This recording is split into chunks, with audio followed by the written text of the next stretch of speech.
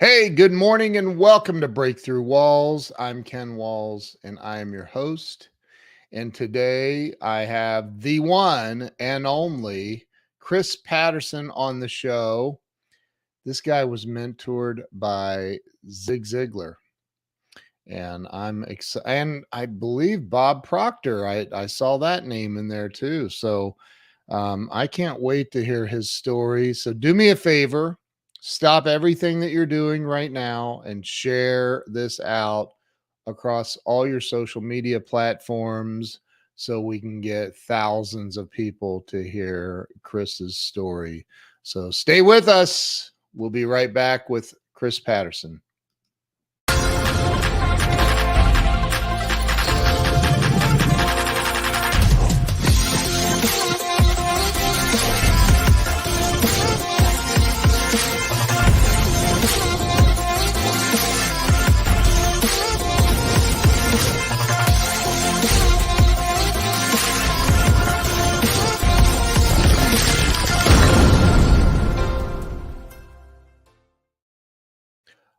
Okay, we're back. Let me get Chris on here. Hang on. Here we go. Chris, welcome to the show. Hey, Ken, thank you so much for having me. I am excited and honored to be here with you, my friend. It's honored to have you here. So we were chatting a little bit before we got started about the Ziglars. We're going to get into it, but you were mentored by Zig Ziglar himself. I sure was way back in 1997. Wow. I had what I call a divine appointment with Mr. Zig Ziglar. And man, it was just a life-changing year for me. I spent every Sunday with him, either at his church or at cafeteria or even at his home. So it was definitely a life-changing opportunity for me. That is amazing. He's definitely one of my heroes for sure. That's where I cut my teeth in learning how to sell back a while ago, 30 something ago. We'll just leave it at that. Let's not date ourselves. Right. But and Brian Tracy, and I've had Brian on the show. He's an amazing human that changed my life too. But I always like to start with, just so people can get a sense of who you are and where you come from. Why don't you talk about where you were born and raised? Start there. Sure. So I'm Canadian. I was actually born and raised in Windsor, Ontario. Okay. And had a just kind of a normal upbringing. And I guess it was when I was around 10 or 11, family split. And that kind of created some ripples in I guess everyone's life, but it was a little bit of a rough upbringing from there. But I was very, very grateful to grow up in a home where I knew my mom loved me, my father loved me, despite the split. The love was what was most important for everybody. Sure. So you went to high school. I know it's a little bit different at college level in Canada. It's like they call it university and then college or something. Am I getting that right? Yeah, we're a little strange. We've got the 13th grade instead of there's all kinds of little things. Even our football is a little bit off. The yards are different. Everything's just a little strange in Canada. But no, just to give you a little bit more detail.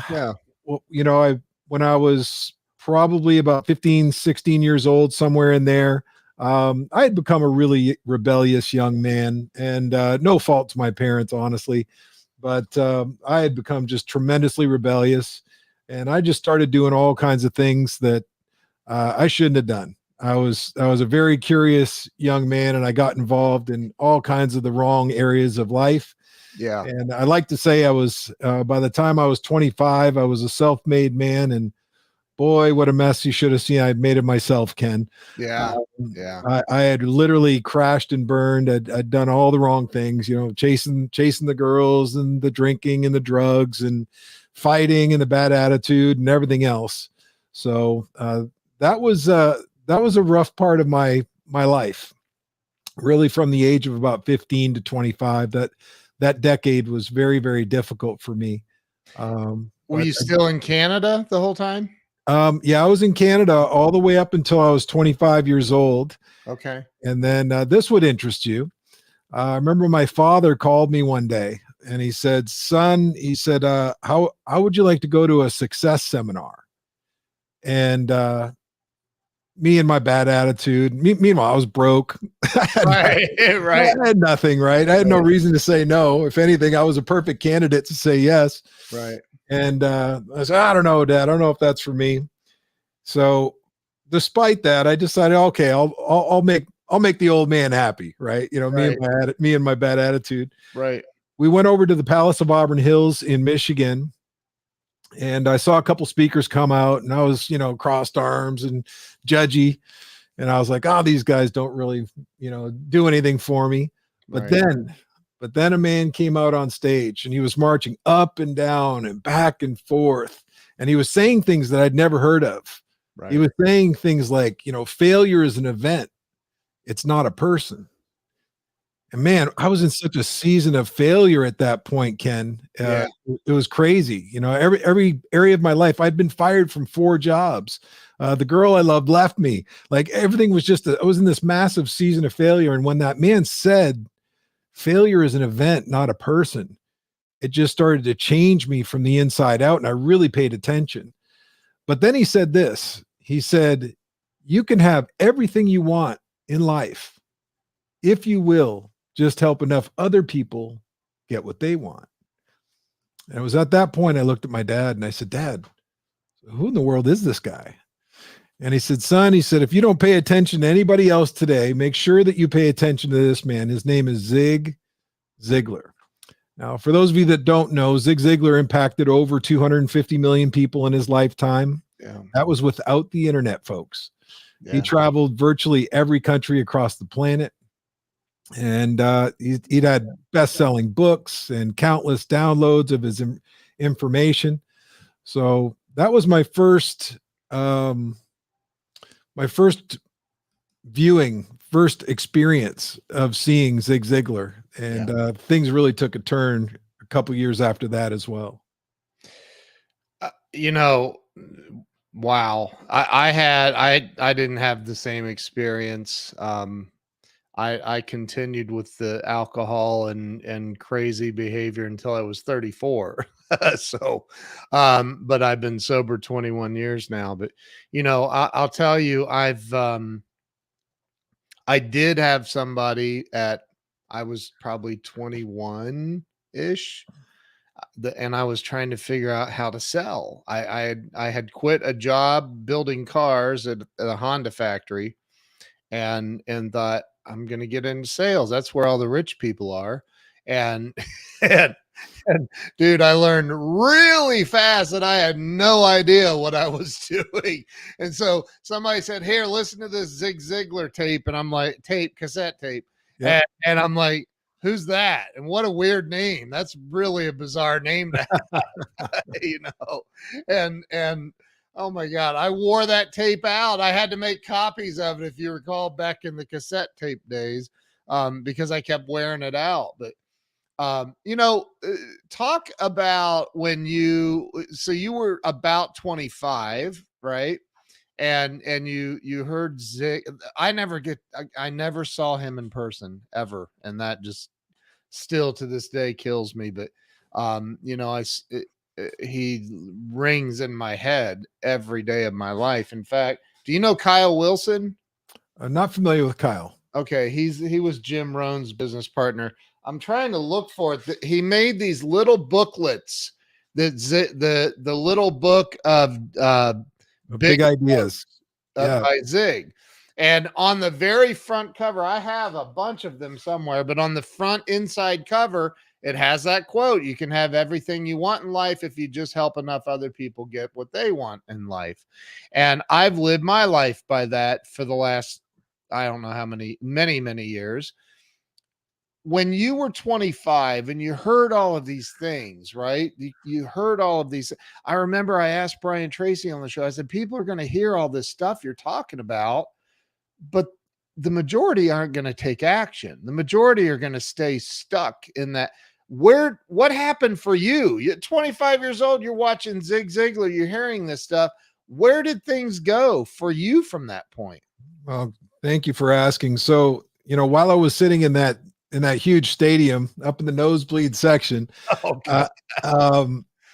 I was just so enthralled with what this guy was saying, and the light bulbs were just going off in my mind. And I asked my dad, I said, Dad, he's selling these set of cassettes, these tapes. Yeah. And by the way, for you younger people out there, these were things that you had to wind up with your baby finger and yeah, or a pencil, a number 2 pencil. Yeah, right. So you guys don't know how good you have it. Right. Digital downloads. Right. But back in the day, we had to buy these cassettes, and I think it was a set of 24 of them.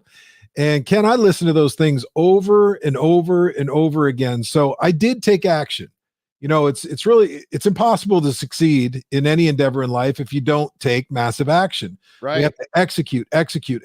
And I was unconsciously competent enough to actually take action on buying these cassettes and then listening to them over and over and over again. And it was at that point where I grabbed my favorite aunt, my Aunt Sue, and also known as my first therapist, by the way. And I said, Aunt Sue, I said, I got good news. Meet me at the donut shop. And this is where we would always go, and we would have our best conversations. We sat down at the donut shop, and I pulled out a napkin and I started writing down all these goals that I had decided I was going to accomplish. And how arrogant of you. I am so pathetic to think that I could actually accomplish something by writing something on a napkin, right? That's insane. And I wrote down, and I said, I'm going to move to Florida from Canada, and I'm going to get a job, and I'm going to do a great job at that job. And then I'm going to end up having my own business, and I'm going to have employees. And then I'm going to have this really fancy car. And then I'm going to have this home, and I'm going to have 3 beautiful children and a gorgeous, wonderful wife. And she looked at it and she said, Chris, have you lost your marbles? And I said, what do you mean, Aunt Sue? She said, well, Chris, I hate to break it to you, but you don't even have 50 cents to pay for this coffee.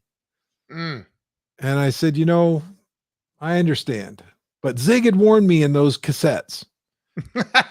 Right. He said, don't be surprised if it's some of your family and closest friends that say you can't be done. It's too big. Yeah. Now, in fairness, my wife, my aunt was trying to protect me. Sure. And what she couldn't see was the desire that had welled up inside of my heart. And I had made a decision that day that I was going to do whatever it took to make my dream a reality. Funny story to add on to this, Ken. About 10 years later, my aunt, I moved to Florida. Kind of hadn't talked to my Aunt Sue a whole bunch. She knew I don't blame you. I'm just saying. I'm just kidding. Poor Aunt Sue. Aunt Sue knew I was doing pretty well, but she called me and said, hey, Chris, I'm coming to Florida. Can you pick me up at the airport? I said, oh, I would love to. So I pulled up in my fancy car, like I told her I was going to get. I had a Bentley Continental GT. Dude. And she jumped into my car, and she didn't say anything. And I thought, she doesn't know what kind of car it is. Right. And then we drove by my office, and I introduced her to all my employees. And I had a building that I had bought. Wow. And she looked at that. And then we got to my house, and I introduced her to my beautiful wife and my 3 kids. And she pulled me in the back patio, and she said, Chris, do you still have it? And I said, do I still have what? And she says, the napkin. Do you still have the napkin?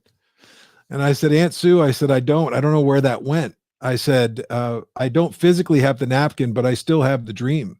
And she said, what are you trying to make me cry? I don't cry on my podcast. So, dude, that is powerful. It was a really magical moment. She said, you know what, Chris? She said, I was wrong. She says, I wish I would have encouraged you and supported you. And I told her the same thing. I said, look, Aunt Sue, I said, you were just trying to protect me. I said, but what you couldn't see was the passion and the desire and the fire that had started in my life. And, for all the listeners out there too, I really don't want to make this all about me.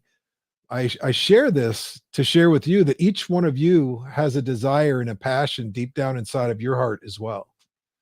Even if it's covered up, even if it's been something that's been ignored for a long time, I really recommend that you ask yourself this one incredibly important question. What do I really, really want? Well, okay, so you're a coach. I'm a coach. It's I think the number one thing, and I can't wait to hear your opinion on this. I think it's the number one thing in life holding people back is they don't know what they really, really want. How do you, I listen to Bob Proctor every single day of my life. Brian Proctor is a friend of mine. He's been on my show. And I mean, how do you get people to um, dig deep and figure that out? Because that's a hard thing for some to figure out. It truly is. And the problem is our minds are noisy. That's the problem. Yeah. Um, it's noisy with the external. So what's the external? It's the bank account that we're not satisfied with. It's the job that we don't want to go to. It's the arguing in the family dynamics. It's all Right. this noise, it's watching the news. It's all of these different things. And all of those, so they work against us because it really doesn't get us quiet enough to really truly understand what our desire is. With my students in my coaching program, I always tell them quiet minds reveal loud desires. Quiet minds reveal loud desires. So I challenge them to spend time in prayer, spend time maybe meditating, spend time in solitude. I've got this beautiful background here on purpose. I can change that background to anything I want, but I keep it as a flowing river, just to remind me that that's the mindset that I want to live with every day. Everything I want to do has to be easy, calm, and effortless. And I think when we start to figure out what our true desire is, it starts with that question. What do I really, really want? And then the next thing is to dig down into the different areas of life. Zig had this thing called the wheel of life. You guys can Google it. Yeah. Just Google wheel of life. And what you're going to end up seeing is some of the most important areas of life, our business, our finances, our health, our relationships, and so on. And then you can start to really ask yourself from that point, what do I really desire this area of my life to look like? And, it's not too long after that, we're activating our imagination, something that Bob Proctor was so aggressive about is, look, you have an imagination. It's a higher faculty. Use it. Use your imagination. Yes, the noise has tried to stop you from using it. But get quiet and start imagining again. Start dreaming again, just like you did when you were a 10-year-old kid, running around the living room with a red towel around your neck, thinking you were Superman. Get back to imagining again. I'm 55 and still believe I'm Superman. So I still haven't leapt any tall buildings, but so I think about the people who are walking around. I don't know if you're into Joe Dispenza at all, but I love everything he's about, right? Yeah. And he talks about the thoughts that we're having every day are, most of them are the same thoughts we had yesterday, and that half of them are made up. We're making stuff, they're lies we're telling ourselves about reality. How often do you see people who are living in a story that they've made up, maybe when they were a small child, or maybe it was yesterday they made it up, but they're living in a story that's limiting their ability to accomplish things? Yeah, self-limiting beliefs. I see it honestly daily. I wish I didn't, but there's something we have that's called typical masses thinking. And typical masses thinking is 99% of society has the same thoughts today as they had yesterday, as they had a month ago, as they had maybe even 10 years ago. Right. To your point, 96% of our thoughts, especially in the typical masses, are exactly the same day over day over day. The problem with that is that our thoughts control our emotions, and our emotions control our actions, and our actions control our results. So if we've got the same stinking thinking, my buddy Ziglar used to call it, Yep. if we got the same stinking thinking 96% of the time, day over day over day over day, that's controlling your emotions.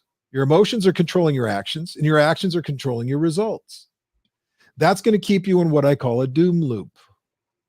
So in my program called Thinking into Results, I teach people how to escape that. I teach them how to think like the top 1%, think, act, and behave, just like you, Ken. You're the top 1%. So what we need to do from there is teach them a different way to create thoughts. I call this quantum thinking. Okay. When you can learn, and quantum, by the way, all it means is sudden and significant. You know, a particle in the universe can go from here to here instantaneously, light years, just boom. Yep. Well, we also happen to be particles in the universe.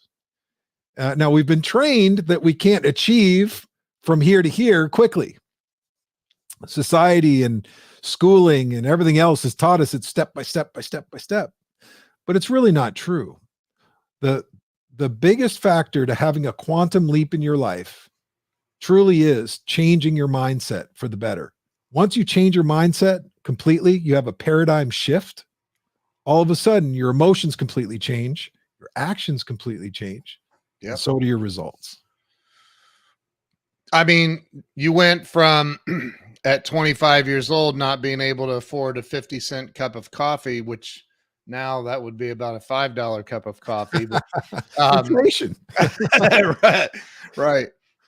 But 10 years later, you're driving a convertible Bentley and you have all the at least financially you've done very, very well. It sounds like you were emotionally on a really solid path as well. How quickly do you feel like in that moment at 25 years old, how quickly did you start seeing a shift where you could buy the whole coffee shop a cup of coffee if you wanted to? Great question. So, Ken, I was literally at 25 years old. It was such a pivotal age for me. The year and a half before 25, I'd been fired from 4 jobs. 1, 2, 3, 4. I came to the point where I just expected that I was going to get fired from the next job. I thought it was always them. They were the problem. The truth is I had a victim mentality and I had a bad attitude.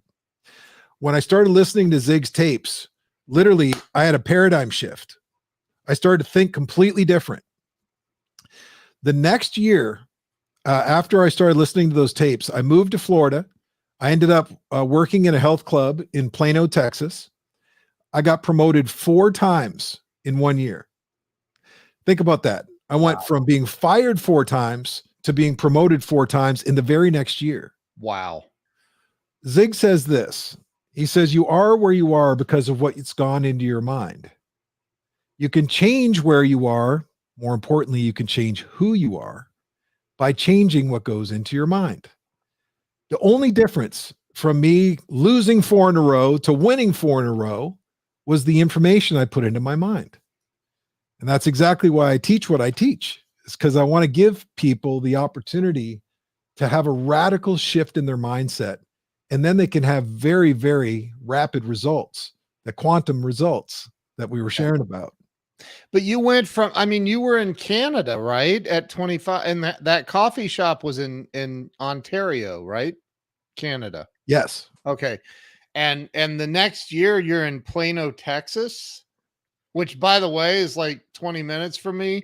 But how did that, what happened? How did you go from I'm sitting in a coffee shop in Canada that I can't afford to buy a cup of coffee to living in Plano? Did somebody move here and you just tagged along, or what happened? So what happened was a very good friend of mine had come home, and my best friend, Pete, I've known him for 35 years or so. We met when we were 16 and 14.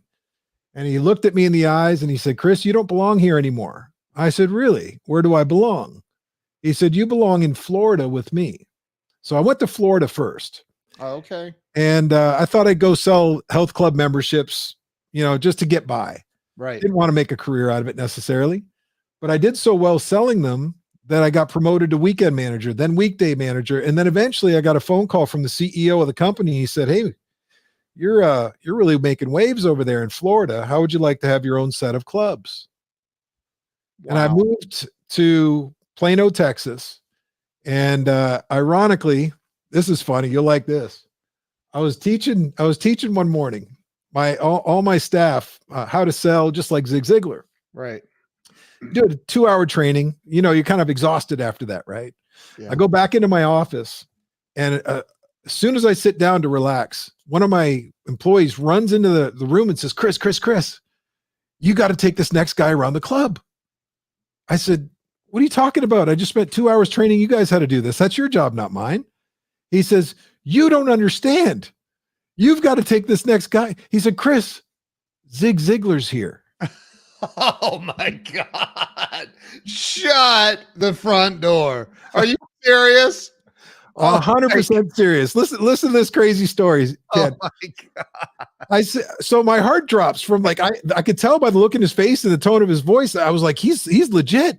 And he actually showed me his driver's license, because we always collected a driver's license at the front desk. And my heart just dropped and I got terrified. I would have gone and thrown up. I'm just saying. I said, dude, I don't want to do it. He goes, Chris, we don't want to do it. I said, all right, Patterson, man up. I'm preaching all this stuff on courage and being a man of motivation and all this. So I'm like, all right, I'm going to go pretend I don't even know him. I said, that's the only way I'm going to get through this, is I have to pretend I don't know this guy. So I show up and I've got my little notepad. I'm saying, okay, Mr. Ziglar, my name's Chris. So I establish rapport with him. I find out his needs. I follow the whole script of the Ziglar selling system. And I show him all the facility, and I match his needs to all the equipment. And then we end up in the closing room. So we're in the closing room, and I'm like, oh my gosh, I'm about to close Zig Ziglar. The greatest salesman that's ever lived, right? To this day, he's still ranked as probably the #1 salesperson that's ever lived. And here I am in the closing room with him, looking him eye to eye. Oh my gosh. Well, something crazy happens, Ken. I decide to give him the which close. So I'm going to give him the alternative choice close. So Mr. Ziglar, you can do this monthly membership. We can serve all your needs for just $45 a month, or you can pay in advance for 3 years and save 15%. Which would you prefer? It was at that moment he's looking down at my offer, and he knows what I'm doing. And he finally looks up above the rim of his glasses, and he says, son, you know who I am, don't you? And then I turned into a Justin Bieber fan. Wow, of course I know who you are. You're the greatest. You changed my life. I listen to your tapes. I love you. Oh my gosh. It was amazing. It was amazing, Ken. I just loved every second of that. He started laughing, and he said, you did a fine job. He said, I know you get paid more if I do this package. Let's go ahead and do that. You deserve it. I said, thank you, Mr. Ziglar. I'm so grateful. I said, sir, is there anything else I can do to serve you? Wow. And he said, I would like a trainer 3 times a week. Now, I don't have too many light bulbs go off, Ken, but one went off big for me today on this day. And I said, Mr. Ziglar, I said, I've got a deal for you. You cannot refuse. He started laughing again. He said, what's that? I said, Mr. Ziglar, I will be your personal trainer 3 times a week for free. I will work on your physical fitness. If you promise to spend just 1 hour a week working with me on my mental fitness. Wow, dude. He said, son, I like your style. So we shook hands, and he invited me to his church that very next week. And Wow. I started being mentored, a bunch of other people in there too, but also he invited me to cafeterias and we worked out together and I was at his home and it was just a life-changing year. So I don't even know what the question was, but here we are. I don't know either. Holy crap. That is unbelievable, man. That Yeah. is so incredible. So serendipitous. Just completely. Divine appointment. And Ken, I've never said this before, but I really do believe in something called auto-suggestion, repetition. Yep. I do too.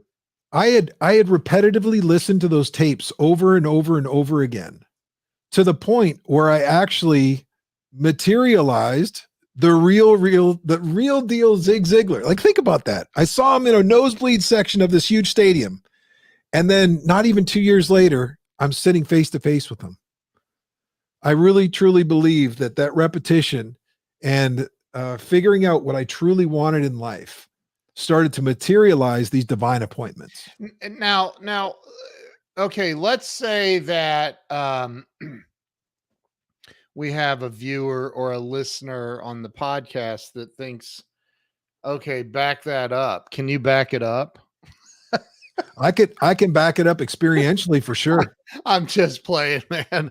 I am telling you, I think that I've never heard such an incredible story. That is unbelievable. It's absolutely amazing. I'm a little bit jealous. I really am. I should have listened to those tapes like 5 more times, and that could have happened for me. Right? No, honestly, it is. You're right. It's divine appointment. It was God showing up for you, man. That's incredible. And obviously for Zig, if you were helping him with his physical fitness. So let me ask you a question. You've been doing this. Look, Dennis says, liar, you're a lot jealous. Okay, I am. But you've been doing this stuff for a while. You no longer work at the health club. Where did you left? I'm sure at some point you left the health club. Where did you go from there? I mean, you said 10 years later you had your own business and all these employees and buildings and these, and what happened? So I was in Plano, Texas. That kind of ran its course. I figured it was time to get out of the health club industry for various reasons. I met a couple, moved back to Florida, back to Jacksonville, Florida. And it wasn't too long before I started my own company. Okay. So I've owned a company called Interchanges for 23 years. And that's a digital marketing agency. I'm very grateful that we've had the opportunity to make such an impact with a lot of corporations and companies. We've actually generated $1.6 billion for my clients over that 23-year period. Also started a software company called White Label Chats. So just a little software that pops up on a website and welcomes people. I think I saw something similar like that on your website as well. Yeah. And I've got 160 people that work for me all over the globe. Wow. The great news is I've got both of those companies running themselves, which was always my goal, so that I could do what I was truly passionate about, which was coaching. I don't take that divine appointment with Zig Ziglar. It was the most important meeting of my life, and I don't take it for granted. Right. And I want to give back to as many people what I received from Zig, a completely changed life, a completely changed mind. And along with Bob Proctor, who was also another one of my mentors, I was in his most intimate coaching program right until he passed away. Wow. So I feel a certain urgency and an honor and an excitement to continue to carry on their legacy the best that I can, along with people like you, Ken. I'm not solitude here, but I think people like us, we just got to keep on carrying on the message and sharing the positivity and helping people where they're struggling. What do you think I often, because I've heard all the Zig tapes. Julie Ziglar, his daughter, gave me a book of Zig's that Zig didn't even write. It's a marketing book that he used to study, and there's notes in the margins. And it's like when she sent that to me, I was like, I'm like, I don't like, I became really numb. I'm like, what? I can't believe I'm holding a book that Zig studied, and but like, what do you think is holding? Whoa, something just popped up on my screen. What do you think is stopping people though? What is the number one? Because I've been broken homeless, and I've been wealthy, and wealthy is way way way better than being broken homeless for sure. But there's this thing that a lot of people have around money, Chris. They money's the root of all evil, which it's not. And but all of these these programs that they're running about money, what do you think is stopping the average person in this world from having all the money that they want? Powerful. Powerful to think about this, isn't it? I think it's probably thought about more than anything else in the world, quite honestly. So let's start with one of the quotes that you just shared. There's an old ancient saying, and it's actually the love of money is the root of all evil. Yeah. It doesn't say money is the root of all evil. It says the love of it, making it your God, making it your sole focus in life. That's evil. That can turn into evil very quickly because you forget about humanity. Now it's all about the profits and not the people. Right. But here's a quote that I love to share. The lack of money is also the root of all evil. When you think about the people that are really hurting, the people that are truly struggling, the people across this country and every other country in the world, it's the poverty that truly is evil. It's the poverty that when you can't eat, when you can barely breathe because you don't know how you're going to get by for another hour in a day. It takes money. It takes money to absolutely get yourself to a completely different place. So money is a tool. Money is something that can be used for really good things, for bettering your life, for bettering your family's life and other people's lives. But you nailed it. Ken, the problem is the paradigm. You see, all of us have what we call our conscious mind and our subconscious mind. Our conscious mind is our thinking mind. That's what the whole educational system is based on. Yep. Go to school. Here's your teacher. Here's your textbook. Learn, learn, learn. Remember. Take a test. Hopefully we pass. Now that's all good for learning, but it has almost nothing to do with the results that we get in life. Our results all come from what we call the subconscious mind. Now the subconscious mind is a paradigm, a collection of old habits and thoughts and programs. So what am I talking about, Chris? What's a program? Well, talking is a program. I don't have to think about it. I just do it. Putting on a seatbelt, that's a program. I don't have to think about it. I just do it. Taking a drink of water is just a program. Yeah. So when you start to understand that I've got all these habits, these habitual programs, some positive, like putting on a seatbelt, but then some negative, like believing that people with money are all evil. Yeah. You see, so the challenge is this. To answer your question, people have what we call mind knots. They're knotted up in their mind. And until they undo those knots and see things clearly and see things for the truth, it's impossible for them to get to where they want to go when they're so limited in their mindset.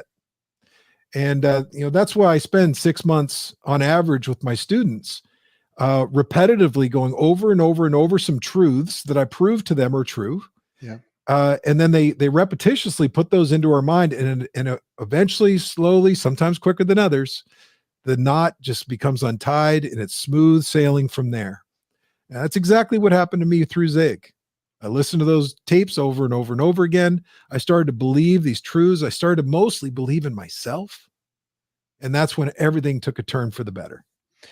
I would say the seeds he was planting was into a ready and fertile mind. Like you were at the end of your rope, so to speak. at 25 years old. I mean, now it's kind of common for 25-year-olds to still live at home. I can't even, I cannot imagine that.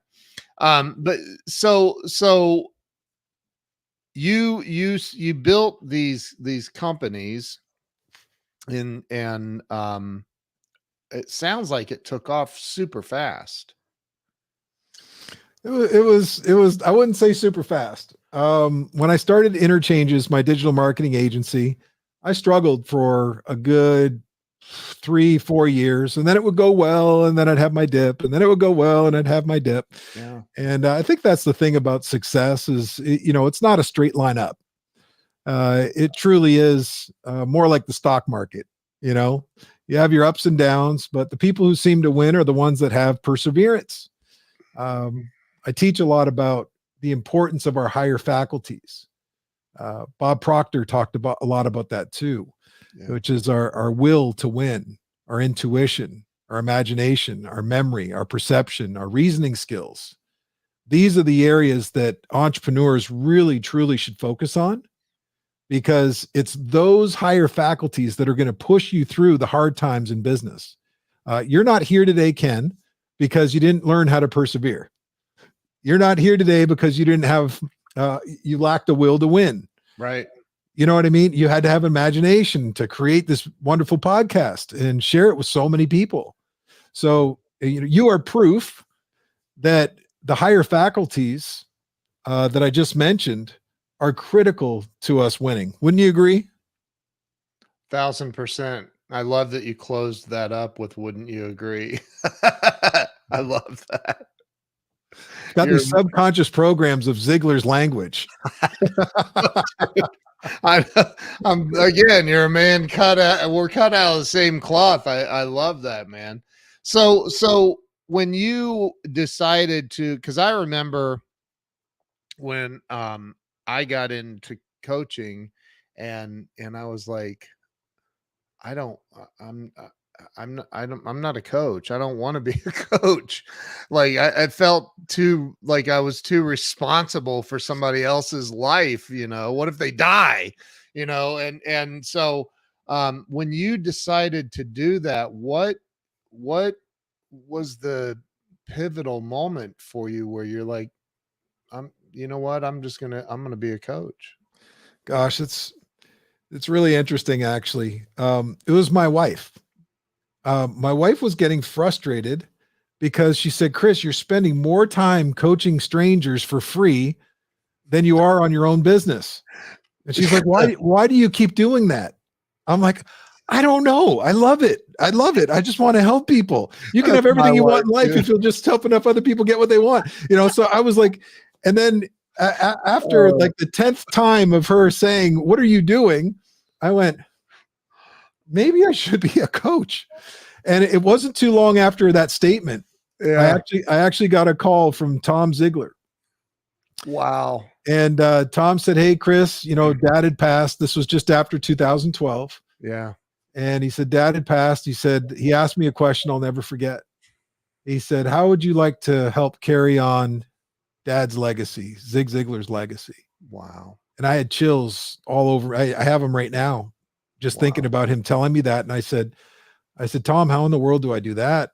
He said, come to Dallas. Let's get you certified. He said, you need to coach. You need to help people. Wow. And I've been a certified coach since 2015 with the Ziglar organization.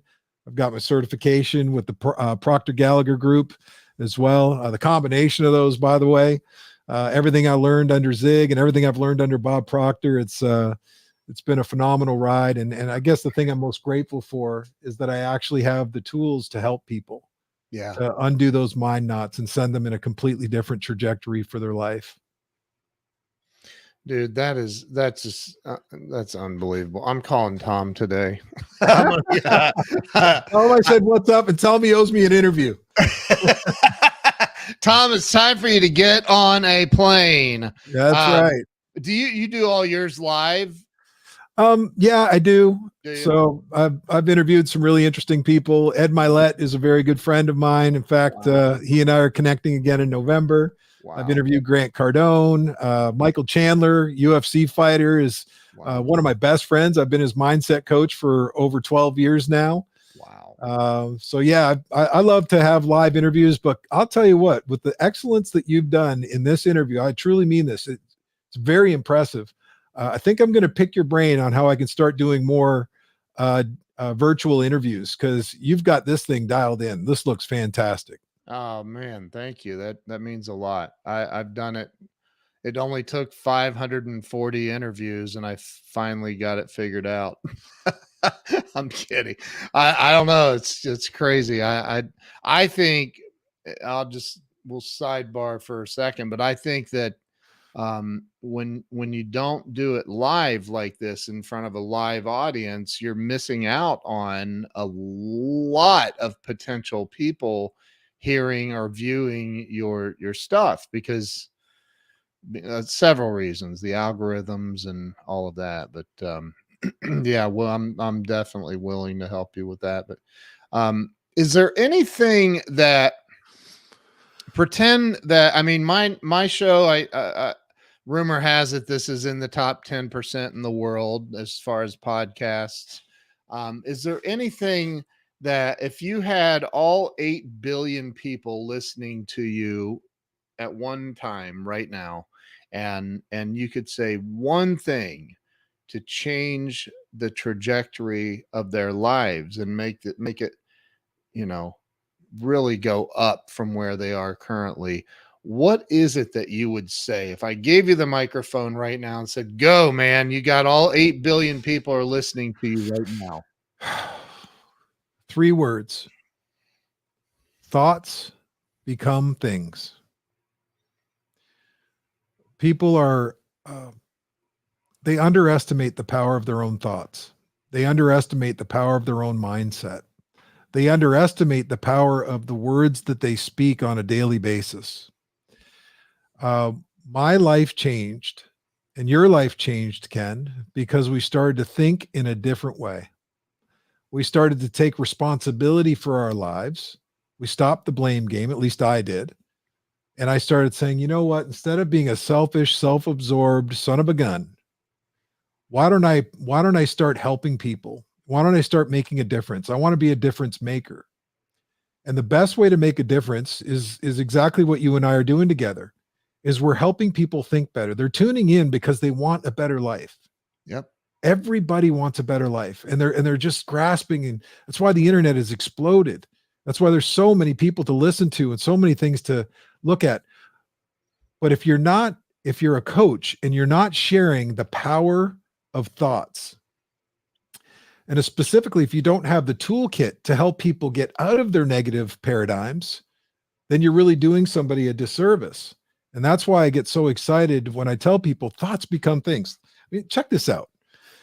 This iPhone here did not just appear out of thin air. Right. This iPhone was somebody's thought energy. Somebody had to think and go, what if? Maybe it was Buck Rogers when they had that watch on. It could do everything, right? Well, here it is. It's physically manifested into our lives. But it started in somebody's mind. Somebody had to enact their imagination and then use their will to bring it into reality. And then their intuition and every other faculty that they needed to make it become a reality. But again, thoughts become things. And that's exactly what I'm trying to share with people, is you can have the life you want. You just need to learn how to think differently and you'll have it.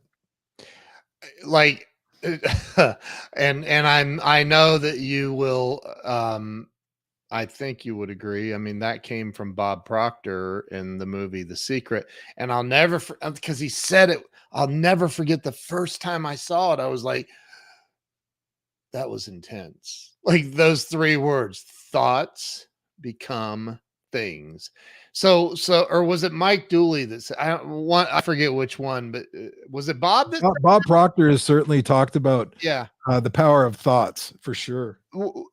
So there's this thing in me that I really, it just bugs me. It bugs me about the world, about living a mediocre life. I don't I don't understand not having a desire to achieve more in life. I just don't, it doesn't resonate with me. I don't get it. When you look at the average person, and I'm not saying that there's anything wrong with wanting to just live a mediocre life and then eventually die, but why do you think some people just never get it? They go to their grave with their music still in them. I truly believe that we're put here by divine appointment to do great things, and not just some of us, but all of us. Why do the majority of people die with their music still in them? Yeah. It's sad to me. It's not sad to me to the people that truly have what they want and they're content. We may look at them and go, "Oh, they're mediocre." Maybe that's mediocre for me when I compare my life to the way that they're living. But for them, if they're happy, again, an old ancient scripture says, "Make it your aim to live a quiet and peaceful life." I think that's beautiful. If somebody's living a quiet and peaceful life and they're truly content and they're happy, then I would say continue on that track. But there's those of us that are growth minded. There's those of us that are like, no, I believe there's more in me. I believe I have more to contribute. Those are the people that really need to start creating.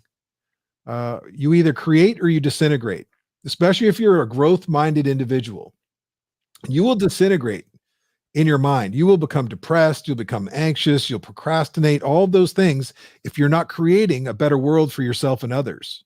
Yeah. So again, I kind of put it into two buckets. I know people that are perfectly happy making, a mediocre amount of money per year, and that's completely fine. Mediocre to me, right? Yeah. Yeah. But if you're a growth minded individual and you know that you can do and should be doing great things, then you will regret is the son of a gun. You're going to end up at 85 years old in your rocking chair and your diaper, looking back with your memories, and that's all you're going to have left. Your diaper. And you're going to go, you woulda, I coulda, woulda, shoulda. And you're just going to sit there and reflect on all the things that you didn't take advantage of. Right. What I'm trying to encourage people to do is let's pull that greatness out of you. Let's pull that true desire of what you absolutely want out of you. And let's take action. And let's execute every single day.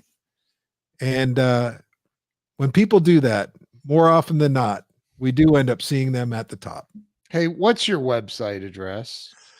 Easiest way to find me is Coach Chris Patterson on Facebook and TikTok and Instagram and YouTube. Do you have a website address? Go to quantumleapmindset.com. Quantum. Is that QUANTUM? LEAP mindset. Quantum Leap Mindset. The reason I'm sending people there is because I've got a free mini course that anybody who's listening can go ahead and take. Just go to quantumleapmindset.com, and I've got 3 short sessions that'll get you started down the road, just like Zig got me started down the road as well. Dude, this has been, we're going to do something together. I don't know what yet, but you and I we're going to, because I've been in digital marketing for 30 years. So I have a digital marketing agency. I'm sure you know that. But I'm man, this has been phenomenal. Everybody go to quantumleapmindset.com. My wife put it in the comments so you can click it. It's scrolling across the screen, quantumleapmindset.com, and get in the free course and then buy every course this guy's selling. Because here's the thing. I've invested in giant programs with Grant, I don't even know how many thousands of dollars I've spent with Zig and Brian Tracy and Tom Hopkins and all the greats. It's the number one thing that you're going to do to change your life if you want to have a better life. And it bugs me. It really does. I asked Brian Tracy, I'm like, look, everybody's going to hear this. Like, write it down, write it down, write it down. That's what he always talks about, right? And he said on the interview, I said, but people are going to hear this and they're not going to, they're the majority aren't going to take action. They know they need to do everything. They know what you're saying is true and that it will fix or change their life, but they're not going to do it. Yep. And he's sitting there and I go, how do you get people to do it? And he goes, you can't. You don't. And I'm like, no, wrong answer, Brian. I didn't say that. Well, I want to know how to get people to change. It's true though. Like the audience right now, there's people that are willing to take the first step. The first step is go to quantumleapmindset.com and that's it. But the people who are unwilling to take the first step, in my experience, very, very, very rarely are ever able to take the second step. So it comes down. I was actually coaching with a guy this morning, and I'll leave you with this, Ken. And it's you see those big ropes they have at CrossFit. And they do all these things with them. You take one of those ropes, you put it on a road, and if you grab one end of that rope and you decide to pull it a mile, no problem. You can pull a rope. That's easy. But if you're trying to push the rope from the back end and get that thing a mile, it's never going to happen. No. So you've got to decide, what kind of rope am I dealing with here? Am I dealing with a rope that's easy to pull, or am I dealing with a rope that I just got to push over and over and over again? Wow. So I do agree with Brian Tracy. They have to be ready. They've got to be able to take the first step on their own. If you take the first step, the second step will be easy. I hope everybody heard that. And if you're not already on Quantum Leap Mindset, go now, go do it. So listen, Chris, thank you so much. This has been an absolutely phenomenal interview. My wife even says, boom. Thanks, Jill. This has been phenomenal. I'm so grateful who introduced us? Do you remember? Yeah. So it was Michael Shine.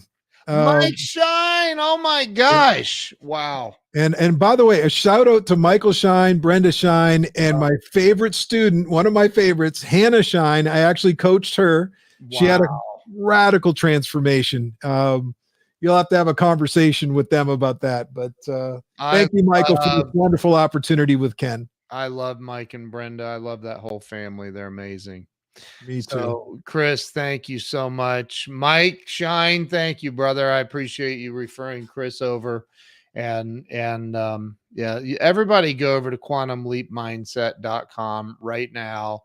Get connected with this guy and learn from him. So, Chris, thank you. Hang on. I'm going to end the live stream, but thank you once again for being on here.